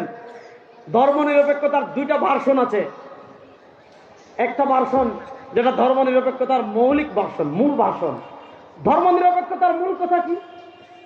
আমাদের মুসলমানের দালালরা ধর্ম নিরপেক্ষতার পক্ষে বলে, আপনি শুনেন, যে পরিভাষা যারা ব্যবহার করে তারা এটার ব্যাখ্যা কি করে এটা আগে দেখবেন। আপনি ব্যাখ্যা করার কি? তারা ধর্মনিরপেক্ষতার ব্যাখ্যা কি করে? শেখ আব্দুল্লাহ মিস্ত্রি ধর্মনিরপেক্ষতার দুইটা পাঠ দেখিয়েছেন। ধর্মনিরপেক্ষতার একটা পাঠ হলো সব কিছু থেকে ধর্মের ছায়া মুছে ফেলা। আরো সহজ করে বলি, সব কিছু থেকে পরকালের ছায়া মুছে দেওয়া, সব কিছু থেকে ধর্মের ছায়াকে মুছে দেওয়া। আচ্ছা বলেন, সেকুলারিজম বলে সব কিছু থেকে ধর্মের ছায়াকে মুছে দিতে, আর ইসলাম কি এসেছে সব জায়গা থেকে মুছে দিতে না বিজয়ী হতে? আর আসতে বলেন, ইসলাম কি এসেছে মুছে যাওয়ার জন্য না বিজয়ী হওয়ার জন্য? সুতরাং সেকুলার চিন্তার ইসলামের চিন্তা মেলে না। সেকুলার এসেছে সব কিছু থেকে ধর্মের ছায়াকে মুছে দিতে, আর ইসলাম এসেছে সব কিছুকে ধর্মকে বিজয় করতে, সংবিধানে ধর্মকে বিজয় করতে, অর্থনীতিতে ধর্মকে বিজয় করতে, রাষ্ট্র পরিচালনায় ধর্মকে বিজয় করতে, বিচার ব্যবস্থায় ধর্মকে বিজয় করতে, সংবিধানে ধর্মকে বিজয় করতে। সুতরাং ইসলাম যেহেতু মুছে দেওয়ার জন্য আসে নাই, ইসলাম এসেছে বিজয় করার জন্য। সুতরাং যারা কালেমা বিশ্বাস করে, নবীকে বিশ্বাস করে, কোন মুসলমান কখনো সেকুলার হতে পারে না। বলেন, কোন মুসলমান কখনো ধর্মনিরপেক্ষতায় বিশ্বাসী হতে পারে? এখন যারা ধর্মনিরপেক্ষতা আবিষ্কার করেছে, বা এটা কোনো মুসলমান আবিষ্কার করেনি, তারা যখন দেখলো যে মুসলমানকে যদি এই কথা বলি, খুব পয়েন্ট বুঝেন, তারা যখন দেখেছে মুসলমানদেরকে যদি এই কথা বলি সব জায়গা থেকে ধর্মের ছায়া মুছে দিতে হবে, এটা তো মুসলমান মানবে না, কখনোই না। আচ্ছা বলেন, আপনার ব্যক্তি জীবন থেকে কেউ যদি ধর্মের ছায়া মুছে দিতে চায়, আপনি মানবেন? মানবেন না। তো এখন তারা দেখেছে, তাহলে তো সব জায়গা থেকে যদি ধর্মের ছায়া মুছে দিতে চাই, তাহলে তো মুসলমান মানবে না। তাহলে কি করতে হবে? ধর্মনিরপেক্ষতার একটা সফট ভার্সন বানাতে হবে। ধর্মনিরপেক্ষতার একটা সফট ভার্সন হাজির করতে হবে, যে সফট ভার্সন মুসলমান সহজে গিলবে, যে সফট ভার্সন দ্বারা মুসলমানদেরকে বন্দী করা যাবে, যে সফট ভার্সন দিয়ে মুসলমানদেরকে থামিয়ে রাখা যাবে, সেই সফট ভার্সন দ্বারা মুসলমানদেরকে আটকে রাখা যাবে। তখন তারা ধর্মনিরপেক্ষতার আরেকটা কোল্ড ভার্সন, আরেকটা সফট ভার্সন, আরেকটা তোমার সুশীল ভার্সন, আরেকটা আমার দালালির ভার্সন আবিষ্কার করেছে। সেইটা কি? যে ভাই ধর্ম এটা একান্ত ব্যক্তিগত বিষয়। বুঝেন, ধর্ম একান্ত ব্যক্তিগত বিষয়। আপনি ধর্ম পালন করতে চাচ্ছেন, মসজিদে যান। আপনি ধর্ম পালন করতে চাচ্ছেন, আপনার ঘরে ঘরে ঘরে ধর্ম পালন করেন। ভাই, রাষ্ট্রের তো মুখ নাই, রাষ্ট্রের তো আমল নাই, রাষ্ট্রের তো জান্নাত নাই, রাষ্ট্রের তো জাহান্নাম নাই, রাষ্ট্রের তো পুলসিরাত নাই, রাষ্ট্রের তো কিছুই নাই। রাষ্ট্রের আবার ধর্ম থাকবে কেন? ধর্ম ব্যক্তি, ধর্ম ঘরে, রাষ্ট্রের কোনো ধর্ম নাই। এই যে খ্রিস্টানরা কায়সার কায়সার, গির্জা গির্জা, ধর্মকে রাষ্ট্র থেকে আলাদা করে ফেলেছে। আল্লামা কাউসারি রহিমাহুল্লাহ উনাদের ওই যুগে, খেলাফত পতনের যুগে, মুসলমানদের ভিতর ধর্মনিরপেক্ষতা এসেছে। আপনার তুরস্কের Kemal Ataturk, Kemal Ataturk, Kemal Pasha, Ataturk মানে তুরস্কের পিতা। যেমন আমাদের বাংলাদেশ যে ক্ষমতায় আছে, এক একজনের বাপ বানায় আমাদের, ঠিক না? আমাদের আকীদা বিশ্বাস, আমাদের জাতির পিতা। দেখছেন কিশোরগঞ্জের মানুষ ভয় পায়, দেখছেন? বলেন আমাদের জাতির পিতাকে, আর উচ্চ আওয়াজে বলেন আমাদের জাতির পিতাকে। মিল্লাত আবিকুম ইব্রাহিম হুয়া সাম্মাকুমুল মুসলিমিন। কোন শয়তা, কোন ভারতের পাতলা গোলাম কখনো আমাদের জাতির পিতা হতে পারে না। কথা খুব ভালো করে বুঝবেন। যে কথাটা বোঝাতে চাচ্ছি, তখন তারা আমাদের মধ্যে এই চিন্তাটা আমাদের ভিতর ছড়িয়ে দিয়েছে। ওই কামাল আতাতুর্কের মাধ্যমে তুরস্কে এসেছে সেকুলারিজম মুসলমানদের মাঝে, আর জামাল আব্দুল নাসেরের মাধ্যমে আরবি জাতীয়তাবাদ এসেছে আমাদের মুসলমানদের মধ্যে। এই পতিত চিন্তা মুফাক্কির ইসলাম মাওলানা সৈয়দ আবুল হাসান নদভী রাহিমাহুল্লাহ বারবার এই কথা লিখেছেন, বারবার সতর্ক করেছেন যে আমাদের চিন্তায় যদি আমরা পরাজিত হয়ে যাই, আমরা যদি মনে করি ইসলাম তো এসেছেই শুধু মাজারে সিন্নি খাওয়ার জন্য, ইসলাম তো এসেছেই শুধু নামাজ পড়ার জন্য।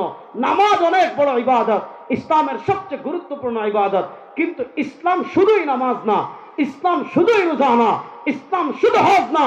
ইসলামে যেমন নামাজ আছে, ইসলামে যেমন রোজা আছে, ইসলামে যেমন হজ আছে, ইসলামে যেমন যাকাত আছে, ইসলামে যেমন ঈদ আছে, ইসলামে যেমন ইবাদত আছে, রাষ্ট্র পরিচালনা ইসলামে আছে না নাই? আর আসতে বলেন, রাষ্ট্র কেমনে পরিচালনা করবে এগুলা ইসলামে আছে না নাই? একটা দেশের বিচার ব্যবস্থা কেমনে পরিচালনা হবে ইসলামে আছে না নাই? এবার এই পয়েন্টটা বুঝেন। আল্লামা কাউসারী রাহিমাহুল্লাহ, তার প্রসঙ্গ থেকে এদিকে আসতেছি। আল্লামা কাউসারী রাহিমাহুল্লাহ সেই ছোট্ট মাকালায় লিখেছেন, হুকম মুহাওয়ালাতি ফাসলি দ্বীন আনিদ দাওলা। ওই খ্রিস্টানদের ওই চেতনা যদি কোনো মুসলমান লালন করে, বাংলাদেশের সুশীলগিরি দেখাতে গিয়ে আপনি বললেন যে রাষ্ট্রের ধর্মের প্রয়োজন নেই, রাষ্ট্রের ধর্মের প্রয়োজন নাই, ধর্ম থাকবে ঘরে, ধর্ম থাকবে মসজিদে, সংবিধানে ধর্ম দরকার নাই, সংসদে ধর্ম দরকার নাই, বিচার ব্যবস্থায় ধর্ম দরকার নাই, আইন আদালতে ধর্ম দরকার নাই, অর্থনীতিতে ধর্মের দরকার নাই। কাউসারী রাহিমাহুল্লাহ লিখেছেন, কোন মুসলমান যদি মনে করে রাষ্ট্র আলাদা, ধর্ম আলাদা, রাষ্ট্র পরিচালনায় ধর্মের প্রয়োজন নাই, রাষ্ট্র পরিচালনায় ধর্মের দরকার নাই, ধর্ম শুধু ব্যক্তি জীবনে, রাষ্ট্রের ধর্ম দায়, রাষ্ট্রের পরিচালনা করতে ধর্মের প্রয়োজন নাই, রাষ্ট্র পরিচালনা করতে ধর্মের দরকার নাই, কোন মুসলমান ভূখণ্ডে কোন মুসলমান যদি এমন কথা বলে, আল্লামা কাউসারী রাহিমাহুল্লাহ লিখেছেন, সাথে সাথে সে মুরতাদ হয়ে যাবে। সাথে সাথে কি হয়ে যাবে? মুরতাদ হয়ে যাবে। বলেন, সাথে সাথে কি হয়ে যাবে? মুরতাদ হয়ে যাবে। এবার আমি যেই কথাটা আপনাদেরকে বুঝাতে চাচ্ছি, রাসূল করিম সাল্লাল্লাহু আলাইহি ওয়াসাল্লাম আমাদের জন্য সব ক্ষেত্রে আদর্শ। বলেন, রাসূল সাল্লাল্লাহু আলাইহি ওয়াসাল্লাম আমাদের জন্য সব ক্ষেত্রে, আরে আপনারা বুঝবেন কথা কইন না সবাই, রাসূল সাল্লাল্লাহু আলাইহি ওয়াসাল্লাম আমাদের জন্য সব ক্ষেত্রে। এখন আমরা আদর্শ, ওই যে চিন্তাটা, পতিত চিন্তার কারণে মুসলমান মনে করে যে খাবারের পর মিষ্টি খাওয়ার ক্ষেত্রে রাসূলুল্লাহ সাল্লাল্লাহু আলাইহি ওয়াসাল্লাম আদর্শ, ডান পায়ে জুতা পরিধান করার ক্ষেত্রে রাসূলুল্লাহ সাল্লাল্লাহু আলাইহি ওয়াসাল্লাম আদর্শ, মসজিদে ডান পা দিয়ে প্রবেশ করার ক্ষেত্রে রাসূলুল্লাহ সাল্লাল্লাহু আলাইহি ওয়াসাল্লাম আদর্শ, বাম পা দিয়ে মসজিদ থেকে বের হওয়ার ক্ষেত্রে রাসূলুল্লাহ সাল্লাল্লাহু আলাইহি ওয়াসাল্লাম আদর্শ। আপনার মনে করেন রাস্তায় দিয়ে হাঁটার সময় নিচ দিয়ে থাকানোর ক্ষেত্রে রাসূলুল্লাহ সাল্লাল্লাহু আলাইহি ওয়াসাল্লাম আদর্শ, বিয়েতে ওলিমা করার ক্ষেত্রে রাসূলুল্লাহ সাল্লাল্লাহু আলাইহি ওয়াসাল্লাম আদর্শ, আর রাজনীতিতে আব্রাহাম লিঙ্কন আদর্শ, অর্থনীতিতে পুঁজিবাদ আদর্শ, সংবিধানে সেকুলারিজম আদর্শ, আরে রাষ্ট্র পরিচালনায় আপনার সমাজতন্ত্র আদর্শ না। আমার ঘরে যেমন রাসূল আদর্শ, আমার মসজিদে যেমন রাসূল আদর্শ, আমার রাজনীতিতেও রাসূল আদর্শ, আমার রাষ্ট্র পরিচালনায়ও রাসূল আদর্শ, আমার সংবিধানেও রাসূল আদর্শ। কোন মুসলমানের আদর্শ কখনো আব্রাহাম লিঙ্কন হতে পারে না, পারে না, পারে না। লাকাদ কানা লাকুম ফি রাসূলিল্লাহি উসওয়াতুন হাসানাহ। এবার আসেন, আমি আপনাদেরকে কয়েকটা জিনিস দেখাই, কয়েকটা জিনিস দেখাইলে আপনারা বুঝতে পারবেন কোন ভয়াবহ হালাতে আমরা আছি, তাহলে আপনারা বুঝতে পারবেন। আচ্ছা বলেন, এই বাংলাদেশের 52 বছর আমরা দেখলাম, খুব মনোযোগ, রাসূলুল্লাহ সাল্লাল্লাহু আলাইহি ওয়াসাল্লামের সিরাতের এই দিকটা বুঝেন। এই যে 52 বছরের বাংলাদেশ আপনারা দেখলেন, যারা পাকিস্তান আমল দেখেছেন, আমাদের শীর্ষ দুই মুরব্বী বসে, আমি খেয়াল করিনি এতক্ষণ, হুজুররা পাকিস্তান আমলও দেখছেন, বাংলাদেশ আমলও দেখছেন। আচ্ছা বলেন, এই বাংলাদেশের 52 বছরে আমাদের দেশে ন্যায় বিচার প্রতিষ্ঠা হয়েছে? আমাদের কিশোরগঞ্জ, আমার সিলেট তো হয় নাই, আপনাদের কিশোরগঞ্জ হয়েছে? মানুষের প্রতি জুলুম করা হয় নাই? কথা বলেন, মানুষের প্রতি জুলুম করা হয় নাই? মানুষের প্রতি অন্যায় করা হয় নাই? এদেশের মানুষ আপনি দেখেন না, সৎ সরল মানুষ। এদেশে কি ন্যায় বিচার হয়েছে আপনারা বুঝেন? একটা ভার্সিটির ছেলে দাড়ি রেখেছে, একটা ভার্সিটির ছেলে নামাজ পড়ে, একটা ভার্সিটির ছেলে ফজরের নামাজ পড়ে। আপনারা জানেন গত 15 বছরে ঢাকা বিশ্ববিদ্যালয়ের অবস্থা কি ছিল? ঢাকা বিশ্ববিদ্যালয়ের পোলাপাইন আমাদের সাথে যোগাযোগ করে, বুয়েটের ছাত্ররা আমাদের সাথে যোগাযোগ করে, যারা মসজিদে নামাজ পড়ে, যারা ফজরের নামাজ মসজিদে পড়ার ইচ্ছা রাখে, তারপরও তারা ইচ্ছে করেই ভয়ে ফজরের নামাজ পড়তে ভার্সিটিতে মসজিদে যেত না, ফজরের নামাজ পড়তে ভার্সিটির হলের মসজিদে যেত না। কেন? কেউ যদি ফজরের নামাজ গিয়ে জামাতে পড়ে, তার পিছনে গোয়েন্দা লেগে যেত। কেন? যেহেতু সে ফজরের নামাজ পড়তেছে, যেহেতু সে দাড়ি রাখতেছে, যেহেতু সে টাকনোর উপর পোশাক পরিধান করতেছে, যেহেতু সে সিনেমা দেখে না, যেহেতু সে সাংস্কৃতিক অনুষ্ঠানে যায় না, যেহেতু সে টিএসসিতে নারীদেরকে নিয়ে আড্ডা দেয় না, যেহেতু সে সিগারেট খায় না, এইরকম। আচ্ছা, সিগারেট না খাওয়া এটা ভালো না খারাপ? খারাপ তো। সিগারেট না খাওয়া ভালো না খারাপ? টিএসসিতে বেকর্দা নারীদের সাথে আড্ডা না দেওয়া ভালো না খারাপ? টাকনুর উপর জামা পড়া ভালো না খারাপ? দাড়ি রাখা ভালো না খারাপ? আর বলেন না, নামাজ পড়া ভালো না খারাপ? কিন্তু আমাদের দেশে কি হয়েছে জানেন? কি নিয়ে বিচার ছিল? ভার্সিটিতে দাড়ি রেখেছে, নামাজ পড়েছে, তাসবিহ পড়েছে, টাকনোর উপর জামা পড়েছে, তাবলিগে গিয়েছে, টিএসসিতে আড্ডা দেয় নাই, ডান হাতে সিগারেট নিয়ে মহিলা নিয়ে হাঁটে নাই, বস সন্দেহ করেছে এটা জঙ্গি। এটা কি জঙ্গি? এই ভারতের সবচেয়ে বড় দালাল হইল প্রথম আলো। বলেন ভারতের সবচেয়ে বড় দালাল কারা? এই প্রথম আলো পত্রিকা রিপোর্ট করেছিল, আপনার ছেলে জঙ্গি হচ্ছে না তো, আপনার ছেলে জঙ্গি হচ্ছে না তো। এখন প্রশ্ন হলো, আমার ছেলে জঙ্গি হচ্ছে কিনা কিভাবে বুঝবেন?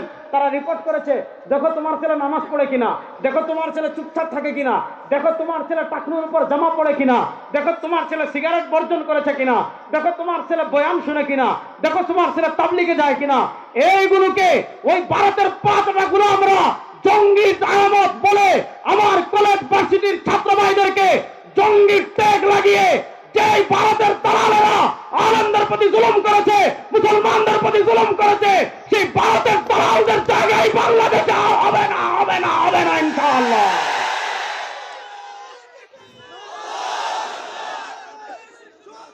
কথা এই আমাদের সবচেয়ে বড় শত্রুর নাম ভারত। বলেন আমাদের সবচেয়ে বড় শত্রুর নাম? তারা হুমকি দিচ্ছে আমাদের দেশ দখল করবে। আমরা কই যাই বাপের করে হইলে হয়, বাপের করে আসবে, একজন জীবিত যেতে পারবে না ইনশাআল্লাহ।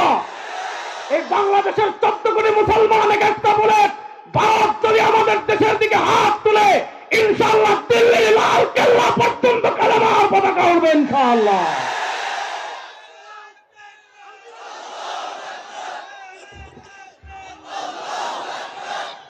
কথা ভালো করে বুঝেন। তা আমাদের দেশের অবস্থা ছিল এই যে বিচার ব্যবস্থায় কি পরিমাণ জুলুম অত্যাচার করা হয়েছে আপনারা দেখেছেন। যারা খুনি আওয়ামী লীগ করলে জামিন পায়, আর হুজুররা কোনো কিছু নাই, শুধু ভারতের আধিপত্যবাদের বিরোধিতা করেছে, তাদেরকে বছরের পর বছর কারাগারে বন্দী করে রাখা হয়েছে, তাদেরকে ফাঁসির কাস্টে ঝুলানো হয়েছে, তাদেরকে গুম করা হয়েছে, তাদেরকে খুন করা হয়েছে, তাদেরকে আয়না ঘরে রাখা হয়েছে।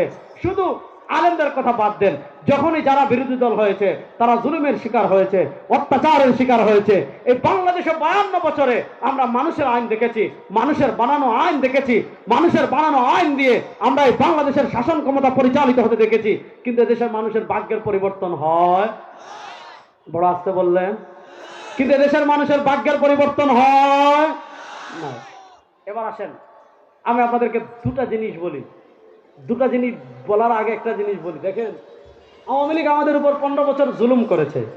আওয়ামী লীগ বিদায় নিয়েছে, তারা যে সংবিধানে যে ধারাগুলো পরিবর্তন করেছিল, সংবিধান সংস্কারের কথা বলা হচ্ছে, শিক্ষা সিলেবাসে সংস্কারের কথা বলা হচ্ছে, বিচার ব্যবস্থা সংস্কারের কথা বলা হচ্ছে, বিভিন্ন বাহিনীতে সংস্কারের কথা বলা হচ্ছে।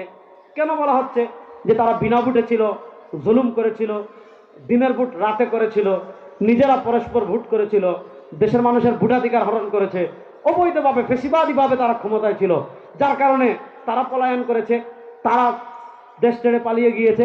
এখন তাদের তৈরি করা সবকিছু সংস্কারের কথা বলা হচ্ছে। শুনেন, আমাদের যে স্বাধীনতা, আমরা শুধু 71 পর্যন্তই থাকি।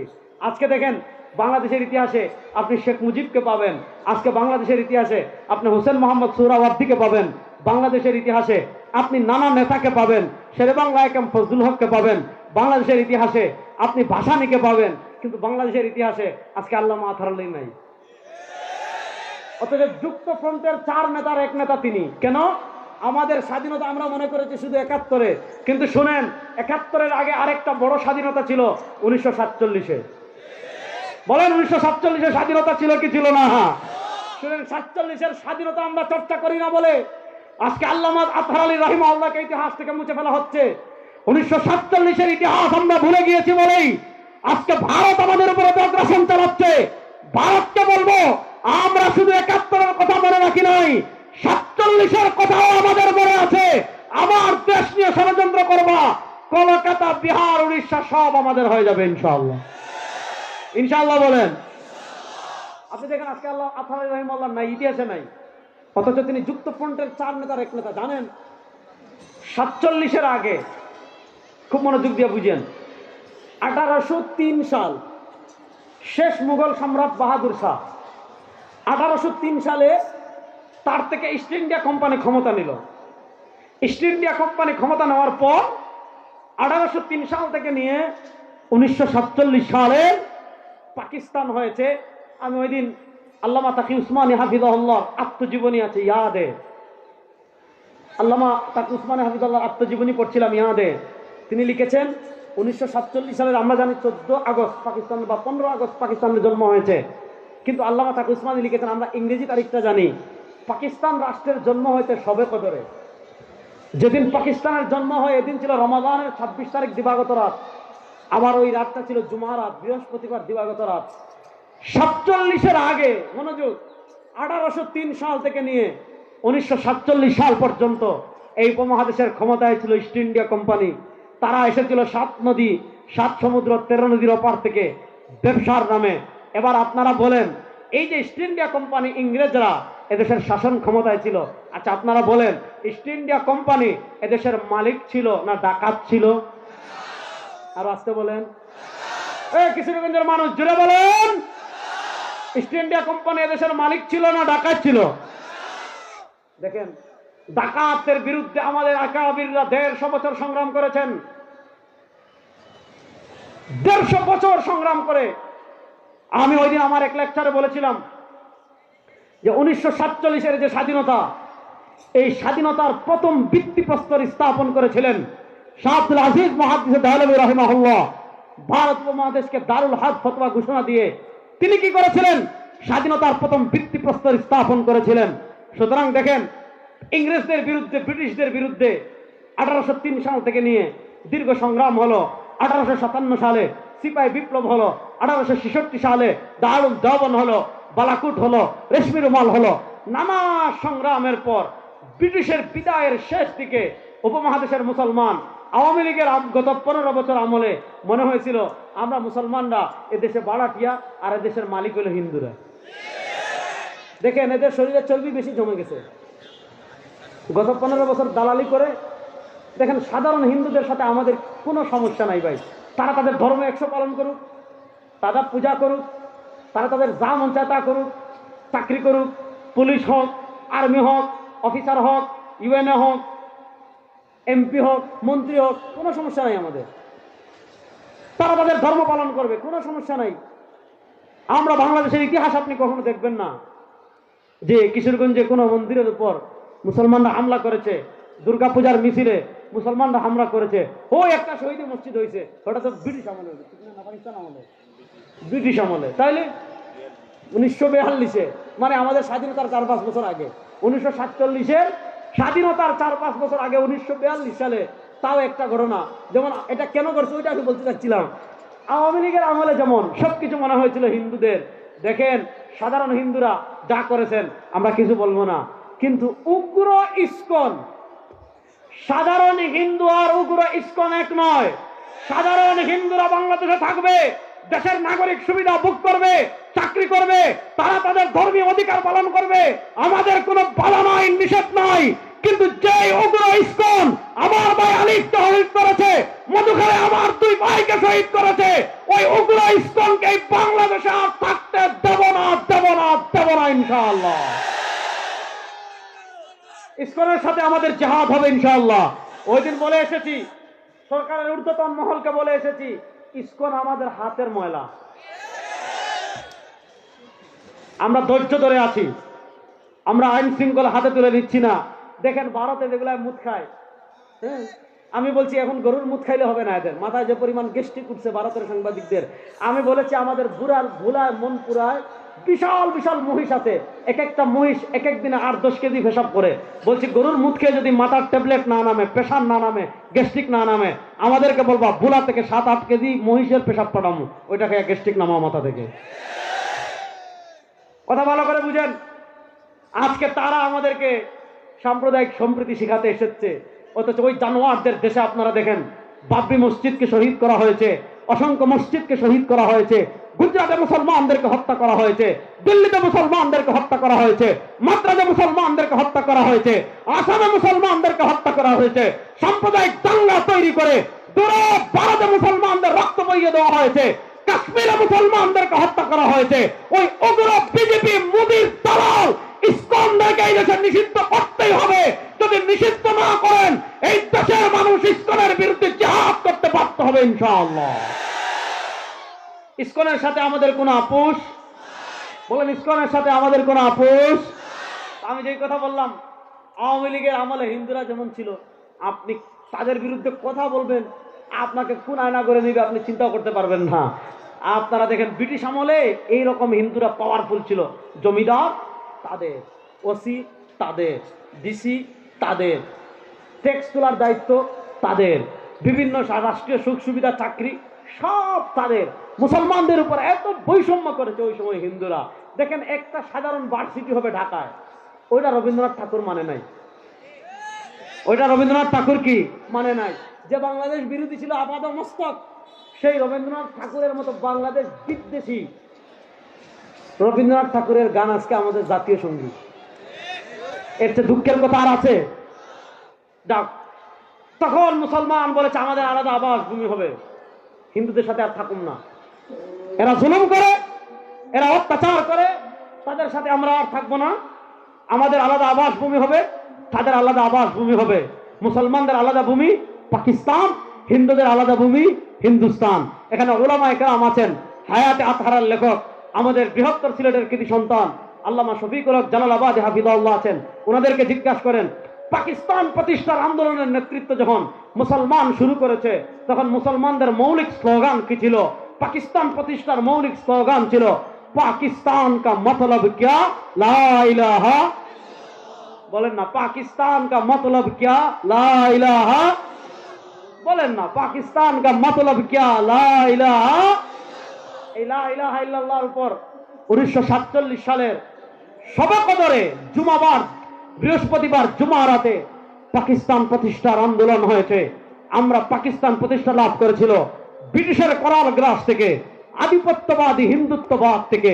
আপনি চিন্তা করেন 47-এ যদি দেশ বিভক্ত না হতো, আজকে আসামে যেভাবে মুসলমানরা নিগ্রহের শিকার হয়, আমরা যদি ভারতের উগ্রবাদী হিন্দুদের সাথে থাকতাম, আমাদের কি অবস্থা হতো আল্লাহ মালুম।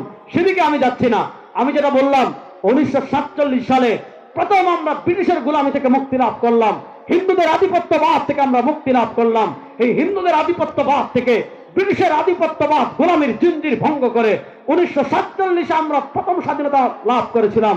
ওই 47-এ স্বাধীনতা আন্দোলনের যারা নেতৃত্ব ছিলেন, পাকিস্তান প্রতিষ্ঠার আন্দোলনে যারা নেতৃত্ব দিয়েছিলেন, তাদের ভিতর অন্যতম যে কয়েকজন নেতা ছিলেন, একজন আল্লামা আতহারানী। এই ইতিহাস আপনারা জানেন কিনা আমি জানি না। যাক, আমি আপনাদেরকে যে জিনিসটা বোঝাতে যাচ্ছি খুব সংক্ষেপে চালবো, একটু ধৈর্য ধরে বসেন, একটু বসবেন তো ইনশাআল্লাহ। নামাজ, এশার নামাজের ওয়াক্ত মাত্র আসছে, অনেক সময় আছে, পড়বো, সবর করে বসেন, ইতিহাস শুনেন, ওয়াজ জীবনে বহু শুনবেন। আমি যে কথাটা বলতে চাচ্ছি, 47-এ প্রথম দেশ বিভক্ত হলো। 47-এ দেশ বিভক্তের পর, খুব মনোযোগ, 47-এ দেশ বিভক্তের পর 71-এ আরেকটা আমরা স্বাধীনতা লাভ করেছি। খুব মনোযোগ দিয়ে বুঝেন, 71-এর স্বাধীনতা কখনো ধর্মের বিরুদ্ধে ছিল না। 71-এর স্বাধীনতা কখনো ইসলামের বিরুদ্ধে ছিল না। 71-এর স্বাধীনতার মৌলিক চেতনা ছিল 3টা। বলেন, 71-এর স্বাধীনতার মৌলিক চেতনা ছিল কয়টা? আরে যুবকরা বলো, 71-এর স্বাধীনতার মৌলিক চেতনা ছিল কয়টা? 3টা। আজকে দেখবেন আমাদের দেশে শাহবাগী যারা আছে, আমাদের দেশে শাহবাগী নাস্তিক যারা আছে, তারা বলবে ধর্ম নিরপেক্ষতা, আমাদের মুক্তিযুদ্ধের চেতনা, সমাজতন্ত্র, আমাদের মুক্তিযুদ্ধের চেতনা। এবং বড় দুঃখের কথা হলো, আমাদের সংবিধানে দেখবেন, আমাদের সংবিধানে মুক্তিযুদ্ধের চেতনা লিখেছে 4টা।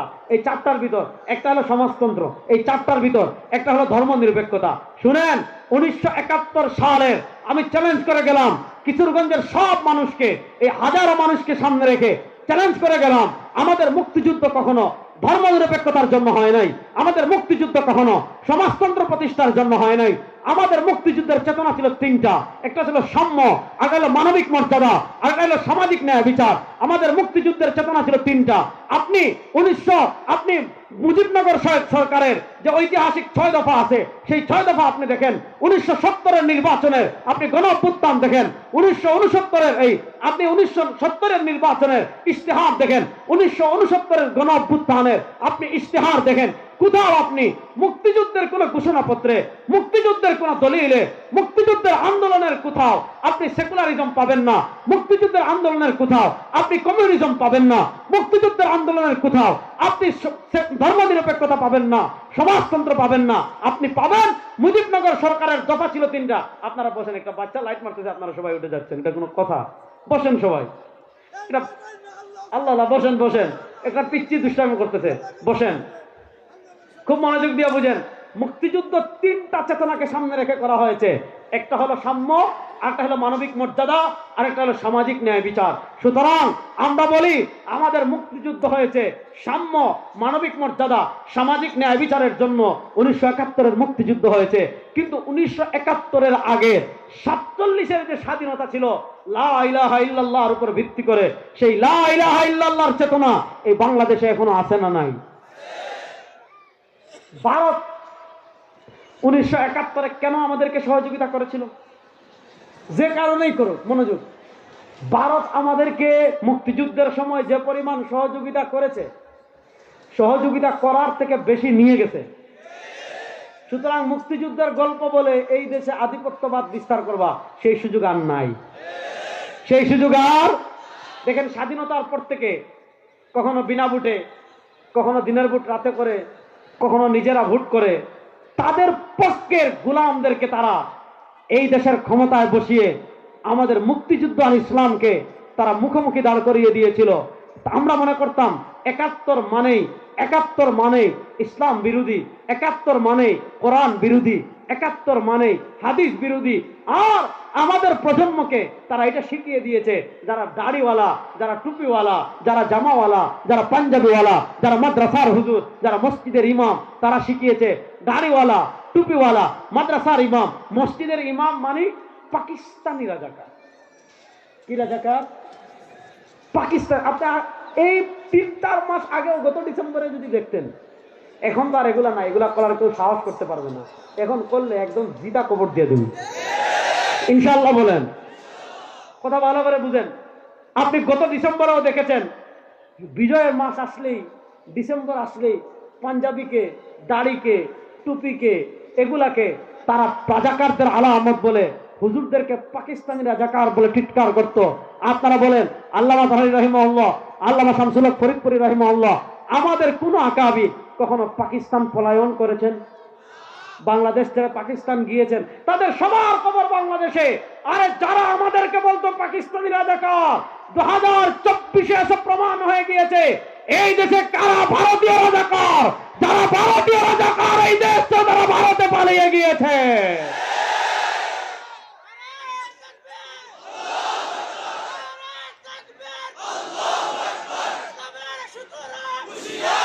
আলোচনার শেষ দিকে চলে আসছি, খুব মনোযোগ দিয়ে বুঝেন। তাহলে এই আমি আবার যে কথাটা বলছিলাম, 1803 সাল থেকে নিয়ে 1947 সাল পর্যন্ত যে ব্রিটিশ আমাদের উপর ছিল, এরা দেশের মালিক না ডাকাত? বড় আস্তে কইলেন রে, এরা দেশের মালিক না ডাকাত? এবার বলেন, ডাকাত বিদায় নিয়েছে 1947-এ। এই ডাকাতের আইন দিয়ে আমার দেশ চলুক, এই ডাকাতের সংবিধান দিয়ে আমার দেশ চলুক, এই ডাকাতের শিক্ষা ব্যবস্থা দিয়ে আমার দেশ চলুক, এই ডাকাতদের তৈরি করা আইন দিয়ে আমাদের দেশের বিচার ব্যবস্থা চলুক। এটা আপনারা চান? এটা আমরা চাই, বইটা আমরা চাই। এখন আসেন আরেকটা উদাহরণ দিয়ে শেষ করি। ইসলাম আইন দিয়েছে 3 প্রকারের। কয় প্রকারের? বলেন না, কয় প্রকারের? ইসলাম দণ্ডবিধি দিয়েছে 3 প্রকার। আমার সাথে সবাই বলেন, হুদুদ। বলেন না, হুদুদ। আরে ভাই, জয় বাংলা কইলে তো ওখান থেকে শোনা যাইত হুদুদ। আরে জুড়ে বলেন, হুদুদ, কিসাস, তাজিরাত। বলেন, ইসলাম দণ্ডবিধি দিয়েছে কয় প্রকার? 3 প্রকার। হুদুদ, কিসাস, তাজিরাত। হুদুদ, কিসাস, তাজিরাত। ইসলাম দিয়েছে 3 প্রকার, ব্রিটিশ দিয়েছে 2টা। ব্রিটিশ কি দিয়েছে? ব্রিটিশ দিয়েছে দেওয়ানি, ফৌজদারি। এখন আপনি দেখেন, আপনি ব্রিটিশকে বিদায় করেছেন 1947 সালে, কিন্তু ব্রিটিশের বিচার ব্যবস্থা দিয়ে 52 বছর বাংলাদেশ পরিচালিত হয়েছে। আমরা বলি 52 বছর ব্রিটিশের আইন দেখেছেন, এদেশের মানুষের ভাগ্যের পরিবর্তন হয় নাই, খুন বন্ধ হয় নাই, গুম বন্ধ হয় নাই, ঘুষ বন্ধ হয় নাই, চুরি বন্ধ হয় নাই, ডাকাতি বন্ধ হয় নাই, টাকা পাচার বন্ধ হয় নাই। এবার সময় এসেছে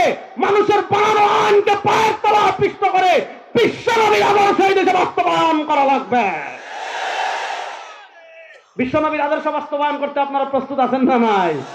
আসেন আমি বিচার ব্যবস্থা দেখালাম। অর্থনীতি মাসালা একটা বলি, আপনারা বলেন সুদ হালাল না হারাম? আর আসতে বলেন, যারা দাঁড়িয়ে আছেন তারা বলেন সুদ হালাল না হারাম? সুদ হারাম। আচ্ছা আপনারা বলেন, কোন রাষ্ট্রের অর্থনীতির ভিত্তি যদি সুদের উপর হয়, এই রাষ্ট্রের উপর আল্লাহর রহমত পড়বে না গজব পড়বে? আপনি আওয়ামী লীগের আমলে খালি উন্নয়ন উন্নয়ন উন্নয়ন শুনেছেন, কিন্তু আপনি জানেন না তারা আমাদের উপর বৈদেশিক ঋণ চাপিয়ে গিয়েছে 100 বিলিয়ন ডলারের চেয়ে বেশি।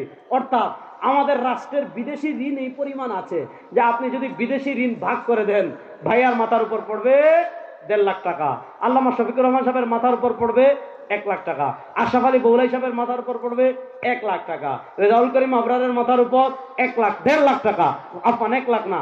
অর্থাৎ আমাদের বাংলাদেশ রাষ্ট্র এই পরিমাণ বৈদেশিক ঋণ আছে। এই বৈদেশিক ঋণ যদি প্রত্যেকের মাথায় ভাগ করে দেওয়া হয়, বাংলাদেশের প্রত্যেকটা সদস্যের রাষ্ট্রীয় ঋণ আছে 1.5 লাখ টাকা। এবার আপনি বলেন, এই যে চীন থেকে ঋণ আনলো, এই যে আমেরিকা থেকে ঋণ আনলো, এই যে বিশ্ব ব্যাংক থেকে ঋণ আনলো, এই যে রাশিয়া থেকে ঋণ আনলো, অবাক করা তো সৌদি আরব থেকেও ঋণ এনেছে। আচ্ছা বলেন, এই যে বৈদেশিক ঋণগুলো আনছে সুদ সহ না সুদ ছাড়া? আর আসতে বলেন।